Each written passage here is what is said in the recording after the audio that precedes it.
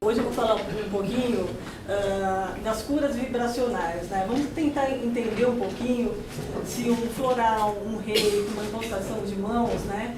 Se realmente é um efeito placebo ou se a gente pode hoje começar a ter as primeiras evidências que tem alguma coisa a mais, tá? E a fotografia Killian seria uma dos instrumentos que ainda não é considerado dentro da comunidade científica, tá? Mas seria o primeiro estudo que a gente faria para tentar entender um pouquinho disso, tá? Então, para a gente falar, como eu estava dizendo agora há pouco, ainda uma resistência da comunidade científica ortodoxa em aceitar a validação de certos tratamentos energéticos. A gente já sabe que a acupuntura, a homeopatia estão aí já sendo embasadas, né? Mas há diversas outras que ainda não conseguiram essa validação.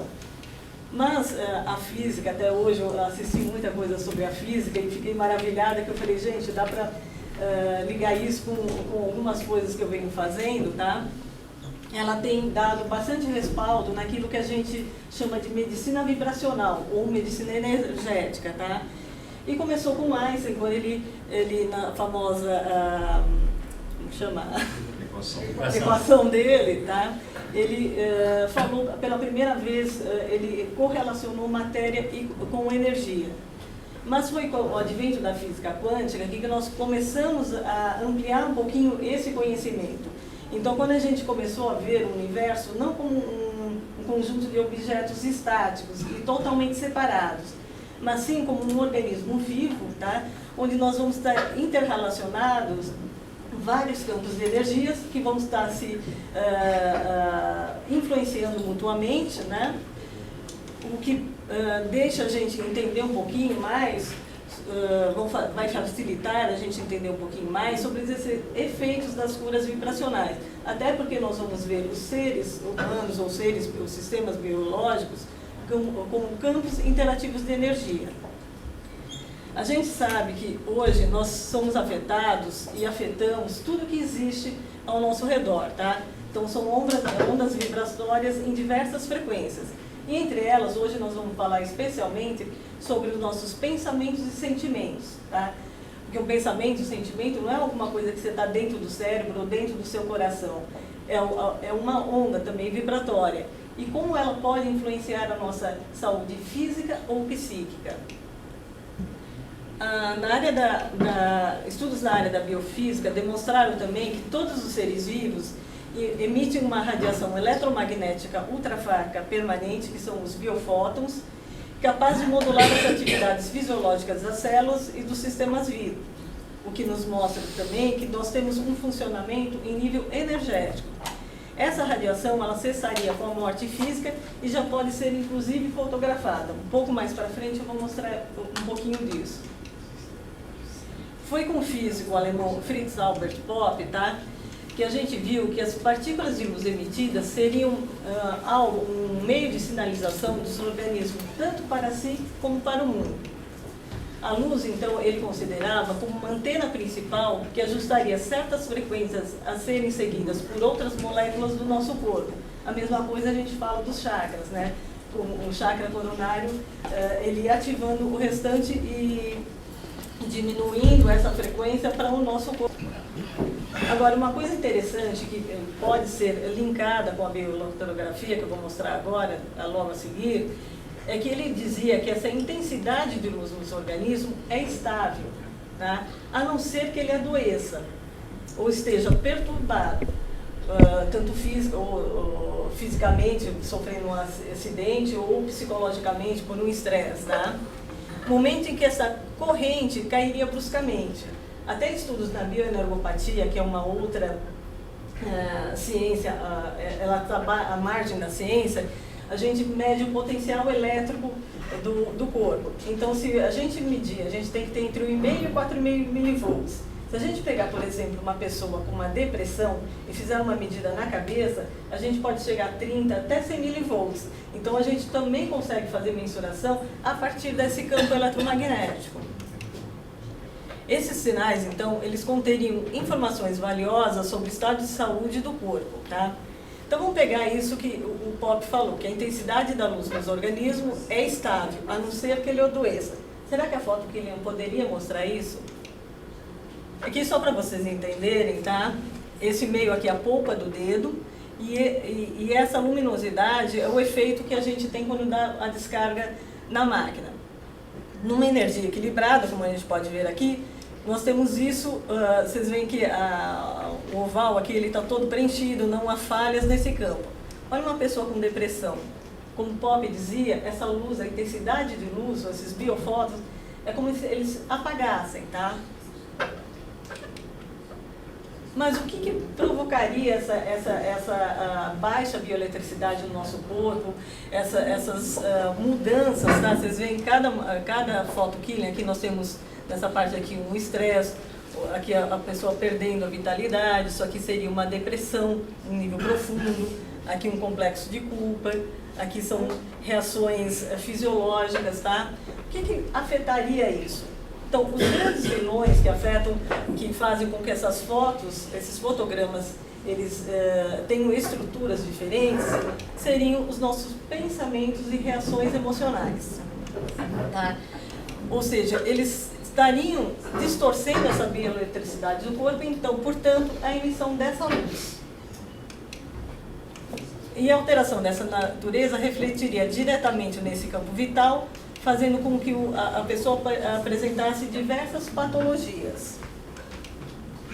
Então, posto isso, tá? Vamos fazer algumas perguntas para a gente refletir um pouquinho aqui.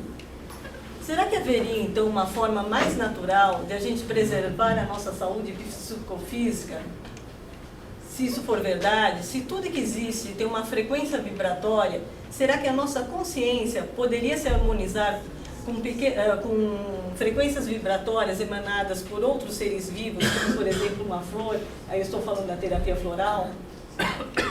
Se existe um campo eletromagnético ao nosso redor, conhecido também misticamente como aura, será que ele pode influenciar ou ser influenciado por outros campos, como a gente vê aqui? Então, a gente vai tentar responder um pouquinho disso nessa palestra, tá? Mas antes disso, tá? Até para quem nunca conheceu uma máquina Killian, tá? Nunca viu, nem sabe o que é isso, eu vou ter que entrar um pouquinho na história, tá? E ver o que é uma máquina Killian, que seria essa daqui de baixo, tá? Quem foi o seu inventor, como ela surgiu, o que ela capta, tá? E como podemos interpretar essas imagens aqui, o que seria isso, né? Então, vamos, de uma forma bem resumida, tentar ver isso. Bom, a bioeletrografia, tá? Ela foi reconhecida como um fato científico apenas no ano de 2000, quando o Ministério de Ciências da Rússia, ela aprovou, tá? Aprovou essa prática, inclusive para uso na área médica. Foi no ano de 2000 também que vários cientistas de várias partes do mundo se reuniram e eles fizeram uma descoberta interessante, que a maioria das pessoas não sabe. Até agora, até o ano de 2000, a gente achava que quem era o inventor da máquina Killian era o Semyon Killian, em 1939. Só que não foi ele. Descobriram, tá, que na verdade quem inventou, fez a primeira máquina Killian, que chamava-se de bioeletrografia técnica, até por isso hoje a gente adota esse nome, foi um padre brasileiro, o padre Landel de Moura, já em 1904. Isso aí é totalmente conhecido. Sim, muita gente desconhece isso, tá? Claro que como ele pertencia a uma igreja católica, né, até por causa dos dogmas, ele foi caçaram a máquina dele, destruíram muito de tudo aquilo que ele tinha feito de trabalho, tá? Mas ainda restaram algumas evidências e a gente pode comprovar que ele foi o primeiro que fez essa máquina. Eu vou deixar para o fim, tudo bem? Ele foi também inventor do telefone no Brasil. Exatamente. Bem lembrado. Então vamos lá. Depois dele, várias outras pessoas construíram máquinas Killian, tá? Mas tem aí o MAB, que é um organismo internacional com sede na Finlândia, que regula todas as pesquisas nessa área, tá? Ela reconheceu apenas 3 máquinas como sendo confiáveis, que teriam um grande rigor científico. A primeira foi o padrão Newton Milhomes, do professor Newton Milhomes, que esse aqui foi meu professor, que infelizmente faleceu há 4 anos atrás, que ele era físico, tá? E construiu a primeira máquina em 1968. Depois dele, quase na mesma época, temos aqui o Peter Mendel, tá? Que é um alemão, também físico, que fez a máquina dele em 1969. E por último, um pouco após, foi o Konstantin Korotkov, que é esse aqui do meio, tá? Que é o russo, PhD em física, que construiu a máquina dele em 1985, tá? Todas as máquinas, tá, têm as suas vantagens e desvantagens, algumas mais modernas, outras um pouquinho mais arcaicas, mas, como eu disse, assim, o que eu posso falar da máquina brasileira, tá? Internacionalmente, a nossa máquina é reconhecida, apesar dela usar ainda filme fotográfico, a gente não pode ver na hora, tá? A gente ainda depende de uma revelação, mas já está sendo construída uma máquina para fazer direto no computador. Ela é a mais precisa na área de pesquisa da área psicológica. O porquê disso? Porque foi o professor Newton Milhomes, tá, que idealizou essa leitura da área psicológica. Então ele ficou durante vários anos num hospital psiquiátrico e ele começou a ver tirando fotos de vários pacientes. Então ele falava o que esse tem, depressão, ansiedade, angústia. Então ele foi catalogando em várias caixinhas de sapato, como ele dizia, né? E aí ele pegou um desenhista e eles foram ver todas as estruturas e cores que eram semelhantes em cada patologia. Até que ele conseguia, sem perguntar para os profissionais da saúde o que tinha lá, ele sabia, ele acertava 99% das patologias, tá? Outra coisa também super importante, que todo mundo me pergunta, mas a tua máquina tira foto dos dedos. E outras máquinas tiram do corpo inteiro. Não, na verdade nenhuma máquina tira do corpo inteiro. Todas as máquinas nós vamos usar os dedos das mãos, com exceção do alemão, que a gente vai usar dos pés e das mãos. Só que aí o que acontece? A máquina, aqui já está digitalizada, ela tem um programa de computador que depois mostra o homenzinho, né? E o que já faz a correlação. Foi o professor Newton Milhomes e o Korotkov junto, que eles criaram um mapa, tá, de correlação dos dedos com os órgãos e vísceras. Isso tudo baseado na medicina tradicional chinesa, reflexologia e a medicina coreana. Então, por isso, pelos dedos, a gente consegue ver o corpo inteiro, tá? E depois eu vou mostrar um exemplo para vocês. Tá? Mas, afinal, o que seria uma máquina Killer, tá? A máquina Killer é um processo fotográfico especial que ela vai usar um gerador de alta voltagem, mas uma baixa intensidade de corrente, senão a gente levaria o choque, né? E ela vai, quando você aperta, aperta esse botãozinho, ela vai ionizar os gases e vapores que vêm dos poros da nossa pele, tá? Tendo aquele efeito do halo luminoso, seja no nosso dedo ou em qualquer objeto que a gente estivesse sendo fotografado, que a gente fala que é o efeito corona, tá? Há máquinas que tiram só de seres humanos, tá? Ou outras que também vão tirar vamos supor, de uma essência floral, de um produto homeopático, etc. Vamos lá, peraí. Bom, essa composição química dos gases e vapores que são ionizados pela essa descarga elétrica, elas vão formar cores e estruturas diferentes, como vocês viram nos slides anteriores. E aí, a partir disso que a gente vai fazer a leitura, tá? Esses gases e vapores, tá? Eles nada mais são do que um reflexo do nosso metabolismo celular. E por isso eles vão dar importantes dicas para a gente, tanto da nossa saúde física, psíquica e até da sexualidade, porque a gente exala também os feronômios. Na área parapsicológica, por exemplo, a gente pode usar esse instrumento para fotografar estados alterados de consciência, tá, que ocorrem durante incorporações mediúnicas, hipnose, estado de transe e curas. Tá? Na área das terapias energéticas, que é o que a gente vai se concentrar hoje, tá? A gente pode, através desse instrumento, observar a evolução do tratamento da pessoa, ver por que assim, se você tem diferentes potencializações homeopáticas, tá? Por que que uma funciona de um jeito ou de outra? Por que que quando a gente usa uma flor de um floral ou de outro, será que tem energia diferente? A gente vai poder ver isso. Ou até uma água, tá? Por que que uma água benzida ela tem um impacto na gente e uma água de torneira não? Então vamos tentar ver isso. Aqui só para vocês saberem, tá? Que essas bolas não são luas, mas sim, nós pegamos aqueles vidrinhos de laboratório, como chama, tubo de ensaio, tá? Só que é o fundo do tubo de ensaio. Aqui tem álcool a 30%. Vocês veem que quando a gente tira a fotografia, a foto ela fica um pouquinho mais opaca. Quando você potencializa com uma essência homeopática, você vê que o brilho ele muda totalmente, a vibração é totalmente outra. A mesma coisa a gente observa se a gente pega, vamos supor, uma C12 e faz dois tipos de potencialização, H6 e HH. Vocês veem que a frequência vibratória dessas essências são totalmente diferentes. Por isso, elas vão mexer totalmente diferente com toda essa nossa parte energética. Só traduz pra gente, mano. Então, esse C6H8 são nomes de essência homeopática. Sim. Ela aqui, quimicamente, não dá pra medir. Exatamente. Exatamente. A gente sabe que elas têm efeitos diferentes, mas a gente sabe como, tá? Dinamização, né? Dinamização, que a gente fala, por que você vai ficar batendo assim, por que isso vai dar diferença? A gente está vendo que, vibracionalmente, ela dá uma diferença incrível, tá? E isso vai, quando a gente entra em contato com a nossa frequência vibratória, ela vai proporcionar uma alteração. Aqui é uma água de torneira, tá? E é uma água do Santuário de Lourdes. Vocês veem que aqui as cores são muito mais intensas, o halo muito mais luminoso, tá?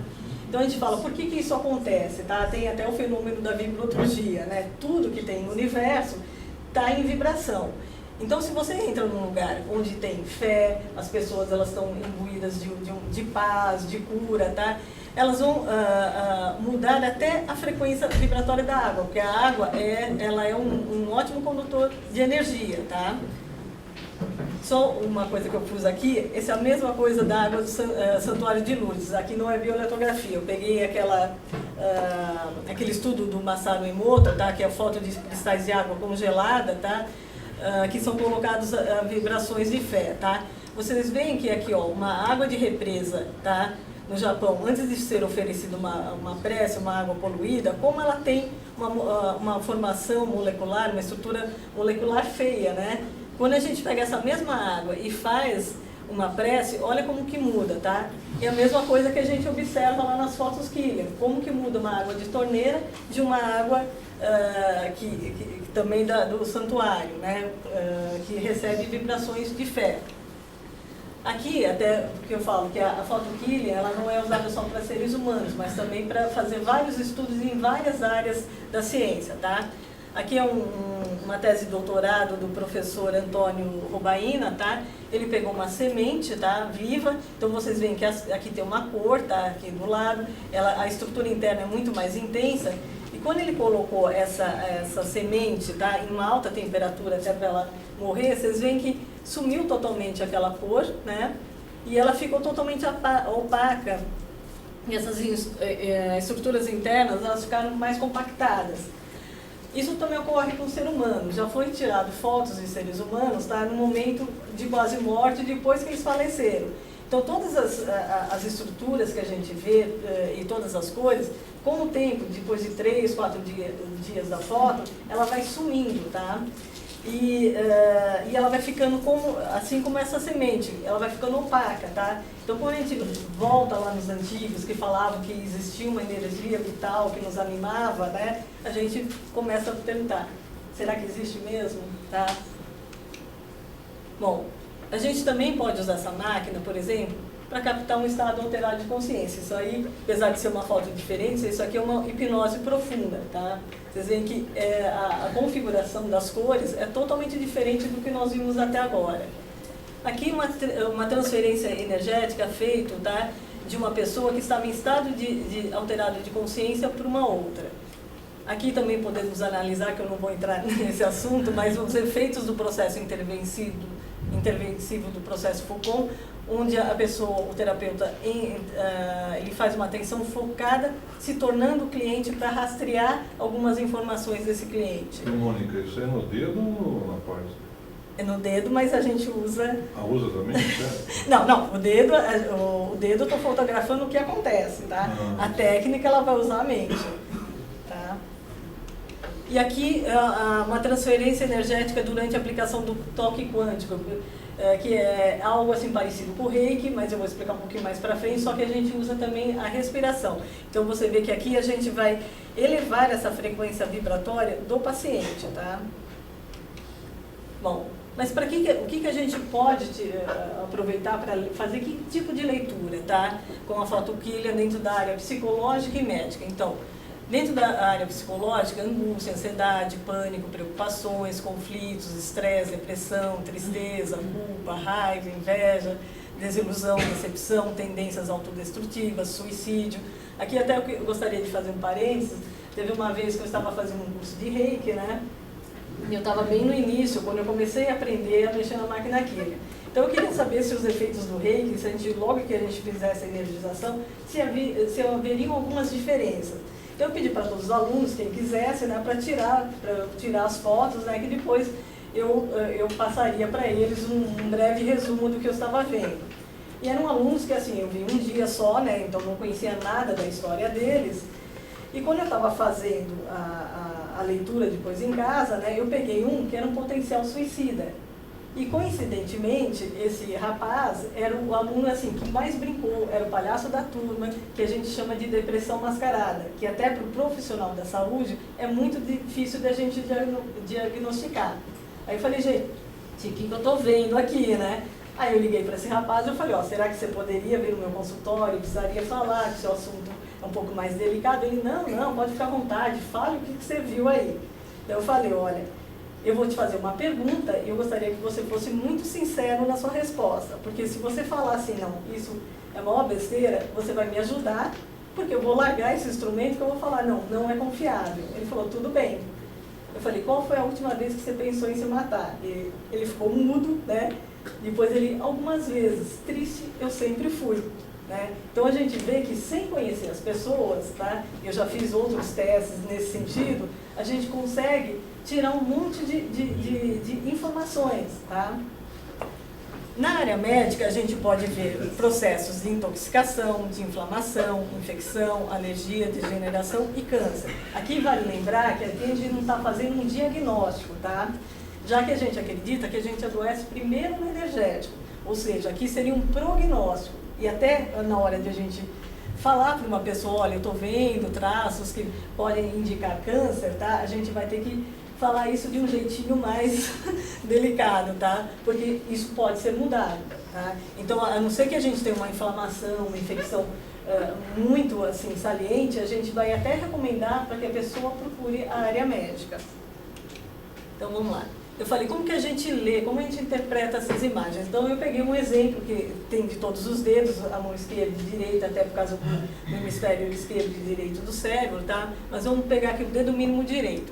Então, o dedo, ele é dividido em setores. Então, aqui nesse dedo, a gente tem a artéria coronária, o coração miocárdio, a bexiga, a próstata, o útero, o sistema respiratório, as glândulas mamárias e o intestino delgado. Aí a gente pega uma fotoquília, como que a gente leria isso, tá? Na verdade, o que a gente está vendo aqui? Nós estamos com um deserto energético, tá? Bem na região do coração e da bexiga, tá? Pela medicina tradicional chinesa, tá? Se a gente vê em termos psicológicos, tá? A gente vai ver que essa pessoa está entrando num processo de tristeza e depressão, tá? Onde nós vamos estar vendo aqui um sentimento de culpa, que está envolvido no processo, tá? Com uma falta de assimilação da realidade, né? E que pode, inclusive, fazê-la com que ela tenha problemas fisiológicos tanto na área cardíaca como na área de próstata, útero ou mesmo bexiga. Então, assim, uma coisa bem rapidinha. Claro que a gente amplia um pouco mais essa leitura, mas vocês veem que uma simples imagem, a gente tira uma historinha dela. Então, vamos ver aqui. Na acupuntura, o dedinho mesmo corresponde realmente ao coração e intestino. São correlatos, né? Sim, são correlatos. Vamos lá. Então, se a gente partir, nós vamos partir aqui da premissa que todos nós vamos adoecer, primeiramente num campo energético, tá? Que esse é o preceito usado tanto pela homeopatia, acupuntura, terapia floral, antroposofia, bioneuropatia, etc., tá? Bom, se isso acontecer mesmo, tá? Como isso ocorreria? Tá? Será que a gente poderia computar, ver como isso ocorre? Quantos de vocês, às vezes, sente uma sensação de cansaço, dores, falta de pique, uma digestão, disposição, falta ou excesso de sono? Aí vocês vão no médico, fazem um monte de exame e não dá nada. Aí eles vão falar, isso é psicológico, tá? Ou quantos de vocês não têm uma tristeza profunda, uma angústia, tá? E vocês vão num psiquiatra, num psicólogo, e por sintomas e sinais, numa breve leitura, falam assim, você está sofrendo de depressão. E aí te dão um antidepressivo. Até esquecendo que você tem uma estrutura, tá? Que pode ter uma estrutura psicológica boa, tá? E você está sofrendo apenas de um transtorno de adaptação, que a gente fala. A gente está demorando um pouquinho mais para digerir essa realidade. Quantas pessoas desenvolvem o câncer silenciosamente, tendo ciência dessa patologia, somente quando ela já se alastrou? E se a gente pudesse prever todas essas condições antes que elas se instalassem? Ou então, corrigi-la de forma mais eficaz, tratando suas causas e não simplesmente eliminando as suas consequências? E se nós quiséssemos optar por formas mais naturais de tratamento, como acreditar que elas realmente funcionam e não são mero efeitos placebo? Tá? Então, vamos tentar olhar um pouquinho disso. Aliás, eu vou pedir, quando faltar 10 minutinhos, que aí eu vou dar uma corrida, tá? Você me avisa. Então, eu vou pegar alguns exemplos práticos, tá, da minha prática clínica e eu vou começar com a terapia floral, tá? Então, para quem não conhece, ela é um método de cura vibracional que foi resgatado na década de 30 pelo médico inglês homeopata Dr. Edward Bach. O que ela prega? Ela vai se utilizar a energia das flores para restabelecer nossos padrões desarmônicos. Ela não vai usar a parte química da planta, mas somente a energia que ela contém através de um processo especial, né, que eu não vou explicar aqui, né, que não dá tempo, onde nós vamos impregnar essa energia na água. A gente acredita também que a flor, que é o auge da planta, tá, ela vai conter os padrões vibracionais mais elevados dessa planta, tá, e que vão ser semelhantes às emoções humanas. Quando estamos em desequilíbrio, quando a gente toma aquelas gotinhas, tá, nós estaríamos entrando em ressonância com esse padrão vibratório harmônico da flor pelo fenômeno da física conhecido como arraste. Não vou explicar porque eu não sou física. E dessa forma nós poderíamos elevar o nosso padrão emocional. Mas será que a gente pode comprovar isso? Como saber que uma flor é indicada para o nosso caso? Como saber que cada flor, tá, ela vai servir para uma determinada emoção? Então, a gente tem aquilo que a gente chama na terapia floral de doutrina das assinaturas, ou seja, a gente observa, é a observação da natureza, tá, desde aquela planta, desde que ela nasce, até o momento que ela morre, e como ela se defende das adversidades da natureza. E assim a gente vai ver para que ela serve. Então, vamos dar um exemplo do floral arnica. Tá? A arnica, se você puser fogo num campo de arnica, depois de 6 horas ela se regenera. Isso comprova que ela tem uma grande capacidade de regeneração, não só física como psíquica. Tá? Vamos lá. Eu falei que o floral ele é muito semelhante à energia. Aqui nós temos um dedo, aqui é uma gota de floral. Tem alguma coisa igual aí, parecida? Lembra alguma coisa? Então, a energia yin e yang, tá? Elas são bem parecidas. Por isso, ao entrar em ressonância, quando nós estamos em estado desarmonizado, ela consegue, através do arraste, tá, provocar isso. Então, a gente fala que a gente trabalha ao contrário da homeopatia. A gente trabalha com os opostos. Se a gente está na coragem, no medo, o floral ele tende a puxar a gente para a coragem, né? Tristeza, puxar para a alegria. Aqui nós temos gotas também, novamente o tubo de ensaio, tá? De diversos tipos de florais. Vocês veem que, apesar de todos terem as cores parecidas, elas são totalmente diferentes, tá? E aqui nós temos padrões emocionais diferentes, tá? Como uma pessoa rígida, uma pessoa depressiva, uma pessoa que está passando por uma fase de transição, ou uma pessoa queixosa. Então, vocês veem que pela máquina química a gente pode verificar que existe realmente uma ressonância diferente, vibracional diferente em cada flor, como isso ocorre também com os nossos pensamentos e sentimentos. Então vamos dar um exemplo prático aqui. Antes de falar isso, eu gostaria de dar um outro exemplo, tá? A primeira vez, quando eu comecei a estudar floral, eu também sou meio ver para crer, né? Então, eu ainda fazia psicologia, porque eu sempre gostei dessa coisa da alternativa, foi bem antes, né, que eu comecei a estudar. E tinha um professor meu de psicologia que ele discutia: Mônica, quando você sair da faculdade, você vai desistir dessas coisas de floral, que é tudo efeito placebo, não tem comprovação científica. Eu falei: tá bom, professor, então vamos fazer um desafio. Você vai me dar um rato. E aí o rato aqui, ele vai ser diferente do que falaram da física, que não puseram gato lá dentro da gaiola, tá? Aqui o rato, ele é colocado em situações de estresse, assim, tipo de não dar comida, ou água, para ele apertar a alavanquinha para o estímulo e resposta, né, para a gente estudar isso. Então eu falei assim: me dá um rato bem estressado, professor. Ele falou: tá bom. Aí ele me deu um rato, tá, que ele não conseguia mais ficar em pé, ele estava com uma labirintite, né, e ele me explicou que a labirintite no rato era diferente, era sob estresse, era como se fosse um vírus, ele atingiu o labirinto e que não tinha jeito, que ele não ia mais levantar. Então ele comia, ele levantava e caía. Aí eu fui fazer, né, a anamnese do rato, né, cheguei para a menina do biotério e perguntei: o que aconteceu com esse rato, né? Eu sei que ele estava privado de água, de comida. Aí ela falou assim: ele comeu a cabeça do outro. Eu falei: gente, agressividade? Eu falei: não, peraí, o outro era menor ou maior do que ele? Ele era bem maior. Eu falei: então foi medo. E assim eu fui fazendo várias perguntas. E aí fiz uma fórmula para o ratinho. Quando chegou mais ou menos no 5º dia, né, que eu fui abrir a gaiolinha para pôr, ele saiu correndo. Então ele corria, caía. Meu professor olhou para mim e eu falei: olha, ontem eu vim aqui à noite e cheguei na orelhinha dele e falei: você tem que me salvar agora, tá? Tanto que o meu professor ele me pediu depois: me dá essas gotinhas, tá? Então, como eu fico sempre querendo saber se realmente acontece, se não é coisa da minha cabeça, né? Então eu falei assim: vamos ver com um paciente, tá? Então eu peguei uma paciente minha e fiz uma anamnese antes, né? E no dia eu falei assim: olha, eu vou te passar uma fórmula floral, você traz, mas você não toma, que eu quero fazer umas medições. Então, depois de 30 minutos que ela chegou no consultório, eu falei assim: vamos fazer agora, que você já está um pouco mais calma, nós vamos tirar a foto de um dedo e vamos ver como você está. Então, aqui, esse pontilhado, ela estava com uma grande nível de ansiedade. Eu quero que vocês prestem atenção bem nessa parte branca, tá?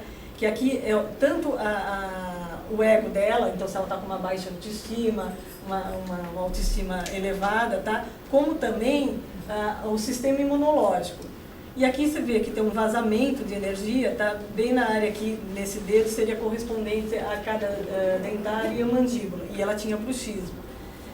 Depois de 10 minutos que ela tomou o floral, vocês veem, dá uma olhada nessa parte branca aqui, não sei se dá para ver direito daí, tá? Ela fica muito mais grossa, ou seja, ela já começou a resgatar os mecanismos internos dela de cura, tá? Aumentando o sistema imunológico e a autoestima dela. A ansiedade já diminui para metade, vocês veem que quase não tem aquele pontilhado. E aqui já fechou. Depois de 15 minutos eu dei um fitofloral, que aí sim usa a fitoterapia junto, tá? Você vê que se você pegar essa primeira foto e essa outra, é totalmente diferente. Vou pegar até uns dedos dela para explicar melhor, tá? Aqui foi quando ela iniciou a terapia, tá, em abril de 2008, aqui em maio, tá? Um mês depois, tá? Se a gente olhar por essa foto, ela já estava com uma depressão de moderada a grave, tá? Com sentimentos de culpa, ela tinha vazamento de energia, aqui os olhos seria o meridiano do fígado, e nas vias aéreas superiores, então no pulmão, tá? Intestino grosso, demonstrando que ela tinha tristeza e sentimentos de raiva estavam envolvidos no processo. E também uma culpa, ela tinha cometido um aborto, tá? Depois de um mês de terapia, tá? Vocês veem, olha o fechamento, olha essa foto e essa, tá? Claro que isso, essa coisa de um mês depois, ou não, ou um tempo um pouco maior, vai variar de paciente para paciente, tá? A mesma coisa, aqui nós vemos uma perda energética na região da linfa e estômago, tá? O que poderia demonstrar que ela poderia ter patologias nessa área, e ela realmente tinha. Ela tinha gastrite nervosa de repetição, tá? Fígado, vesícula biliar, aqui essas bolas são estresse, tá? Um estresse muito profundo. Aqui você vê Também a mesma coisa o fechamento. Coluna aqui, também um vazamento de energia na coluna. Ela tem várias hérnias de disco. Então, está refletindo exatamente o quadro fisiológico dela e psicológico. Um mês depois, olha como ficou. Isso é uma coisa interessante. Quando eu tirei em abril, tá, o sistema urogenital estava tudo em ordem. Essa foto, quando eu tirei, tá, a gente observou aqui que tinha muita infecção e inflamação. Aí eu falei para ela, olha, eu tirei a sua foto e você está apresentando uma inflamação, uma infecção aqui mais aparente, tá? Então seria adequado você consultar um médico, porque você pode estar somatizando nessa área. Ela falou, gozado, Mônica. Semana passada, quando você tirou a foto, eu não tinha nada. E ontem eu comecei a ter uma infecção urinária. Então, assim, a gente lembra do prognóstico? A gente pode, do adoecimento antes do energético para depois pegar no físico? Isso aqui é muito... Qual a classificação que se utiliza para utilizar os dedos? Como qualquer um aleatoriamente ou tem um mapa? Eu uso tem um mapa. Tem um mapa. Então, lembra aquele mapinha que eu dei, o exemplo daquele dedo? Eu pus um dedo porque o mapa ficaria ruim até para vocês verem. Então, cada dedo, tá? Ele vai representar cada pedacinho um órgão, uma víscera. Tá? E a gente vai seguir esse mapa para poder fazer a leitura. Tá? Uma coisa muito importante, tá? Aqui é a foto dos 2 dedos, tá? Isso a gente mede a relação da pessoa com ela mesma, o quanto ela está coesa com ela própria, tá? Vocês veem aqui um grande afastamento quando ela chegou no consultório. Depois da terapia do floral, olha como ela se aproximou, que coincidiu com aquele fechamento também do restante do campo dela. Vamos pegar um outro exemplo aqui, que é da bioenergopatia, tá? A bioenergopatia também é um método criado pelo professor Geraldo Medeiros Júnior, tá? Onde ele identificou 3 tipos de energia que formariam o nosso complexo energético. A energia consciencial, ou seja, aquela vinda da nossa consciência, ou que para quem queira chamar de alma, tá? A orgônica, que é essa que está espalhada pelo ambiente, que foi amplamente estudada por Reich, que é da psicologia, e a proteica, que provém do metabolismo dos alimentos. Esses 3 tipos de energia, tá? Elas sofrem um tensionamento nas nossas células, formando um 4º tipo de energia, que é a psicobioenergia, que é uma emanação eletromagnética que a gente vê ao redor dos seres vivos. Então, aqui é um exemplo aqui não é da terapia, mas do uso de 2 produtos da bioenergopatia. O Fucon, que a gente fala que é um composto, tá? Que também usa só de energia consciencial, não é nada físico, não é planta, tá? Energia da consciência, onde nós vamos centrar a pessoa e resgatar, fazer com que ela resgate aquilo, todo o conhecimento, toda a força interior que ela tem. E o Biocalme, que seria um ansiolítico natural. Então, aqui nesse caso, nós temos uma pessoa com uma depressão profunda, tá? Vocês veem a ausência de halo nos meridianos do pulmão e do fígado, vendo que tem sentimentos de tristeza e de raiva estavam envolvidos num processo e um complexo de culpa enorme aqui. Depois de apenas 12 dias utilizando isso sem terapia, olha como a gente já começou a reconstruir esse halo, tá? Nesse sentido também, o que eu fiz, né? Tem outros instrumentos que a gente usa, né? Eu medi o potencial elétrico do fígado dele, que a gente mede com um multímetro comum. Ele estava entre 16 a 0,6 milivolts, que a gente fala que ele estava colapsado. A gente tem que estar entre 1,5 e 4,5 milivolts. E o nível de eletricidade o nível de resistência, tá, dele também, perda de eletricidade junto ao fígado, de 0,1 megaohms. A gente tem que ter entre 0,6 a 1 megaohms, ou seja, medindo essa parte bioelétrica, coincidiu justamente com o que a gente estava vendo na foto Kira. Aqui é só para mostrar de novo, né, a mesma coisa, a reconstituição do halo. Aqui a gente vê o nível de estresse, da hiperatividade, e ela diminuindo depois de 12 dias. A mesma coisa aqui, essas bolas, né, que eu brinco com meus pacientes que alguns não precisam comprar bolas de Natal, que eles vão ter. Essas bolas aqui é só pegar a photokillian deles e pôr na árvore, né? Então vocês veem que dá uma diminuída considerável. Aqui a gente viu uma perda energética na região do hipotálamo e do baço, tá? Que correspondia justamente, justificava as queixas que ele havia trazendo de alterações na libido e desordens estomacais. Aqui a gente tem um fechamento. Apesar daqui da área do miocárdio, da bexiga, ela não ter ainda fechado, a gente já tem uma redução considerável do estresse nessa região. E aqui a relação como ele estava com ele mesmo. Aqui a gente fala que ele estava numa relação narcísica, ou seja, voltado para si mesmo, sem contato com o mundo. Ele tinha sentimentos de pânico e isso depois de 12 dias já começou a se modificar. Essa outra técnica que é o Quantum Touch, ou toque quântico, tá? Eu falei que é um pouquinho diferente do Reiki. Nessa técnica, toque quântico é uma modalidade de impostação de mãos, onde o praticante aprende a focalizar e ampliar a força vital através do uso da respiração e atenção centrada, aprendendo a sustentar o seu campo em uma frequência vibratória elevada e harmônica, tá? Depois eu vou mostrar isso de uma forma maior, explicando para vocês. Aqui é o dedo do terapeuta antes dele se concentrar na técnica e usar a respiração, e quando ele começa a usar a respiração. Vocês veem aqui que o nível de frequência vibratória é totalmente diferente. Ao fazer isto, tá, ele vai criar condições que auxiliam não só na canalização da nossa energia, mas também para ajudar o receptor a elevar o seu nível energético e vibracional, da mesma forma que observamos na terapia floral, tá, pelo fenômeno de arraste, para que ele possa modificar o seu padrão emocional e mental e permitir assim que ocorram mudanças físicas ao acessar níveis subatômicos e moleculares. Eu falo que no toque quântico, tá, para praticantes mais experientes, até correção de ossos você faz. Então a gente fala, porque o osso ele não é uma matéria, ele é uma energia, tá? Mas isso não é tema para agora. Então isso aqui é um exemplo, tá, de uma pessoa, tá, quando ela chegou. Essa é a fotoquilha dela, e depois apenas de 1 hora e 15 minutos da aplicação do toque quântico, que é uma impostação de mão, vamos observar outra vez essa parte branca, como ela começa a fechar essa energia que estava aberta, tá? E como o ego e o sistema imunológico dela, eles se fortalecem. Isso depois de 1 hora e 15, gente. Aqui nós observamos alterações fisiológicas importantes na área do intestino grosso, tá? Depois da aplicação da técnica, olha como isso é corrigido. Aqui um estresse na linfa, tá? Aqui o estresse ele continua, mas você vê que a energia vital, tá, dele já está muito mais intensa.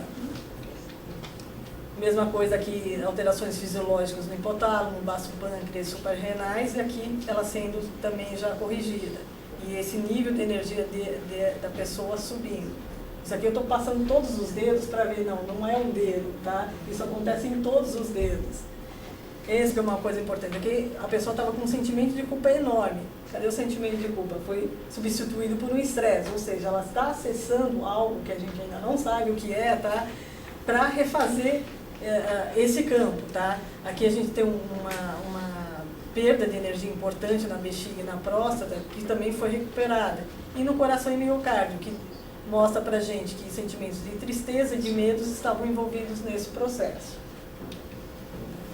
A relação da pessoa com ela mesma, tá? Você vê o nível de estresse dela, apesar dela estar próxima, tá? Ela estava com um nível de estresse muito grande para conseguir essa proximidade, ela estava com preocupações importantes aqui, e aqui ela já reduz um pouquinho esse nível. Seria a diferença do Quantum Touch e do Reiki? Na verdade, então, o Reiki a gente só usa a impostação de mãos, tá? O Quantum a gente usa respiração e atenção focada. Então, a energia, eu falaria que o Quantum seria um turbo Reiki. A gente acessa muito mais rápido. Sem tocar no paciente. Sem né? tocar. Transmissão energética. Na verdade, assim, a gente pode até, a gente faz uma parte do Quantum e a gente faz uma parte que a gente chama de alinhamento. Se você quiser tocar, você pode tocar a pessoa, até para alinhamento de ossos, tá? Eu, particularmente, não uso. Eu acabo só fazendo energeticamente porque eu sinto mais sem tocar. Tá? Você sabe se existe existe uma similaridade entre esse Quantum Touch e a cura praticada pelos essênios? Porque eu sei que eles usavam muito da respiração e concentração também com os mãos. Na verdade, todas essas técnicas de cura, elas têm muitas similaridades, tá? O Quantum, ele foi trazido também por uma pessoa pela Beatriz de Oliveira, que ela é filha de um dos fundadores da Santa Casa de Misericórdia de São Paulo. E foi o Richard Gordon, lá nos Estados Unidos, que reuniu todas essas informações. Então, eu não sei explicar para vocês se realmente, eu não tenho conhecimento dos essênios, como eles faziam, mas todas essas técnicas de cura, a gente vai buscar lá atrás. Então, não é nada novo, eu falo, é apenas uma forma diferente que a gente vai resgatar aquilo que a gente já sabia lá atrás. Tá? 10 minutos. Mais 10 minutos. Não, mas eu já estou no fim, eu corri, tá vendo? Tá. Então, assim, só de curiosidade, tá?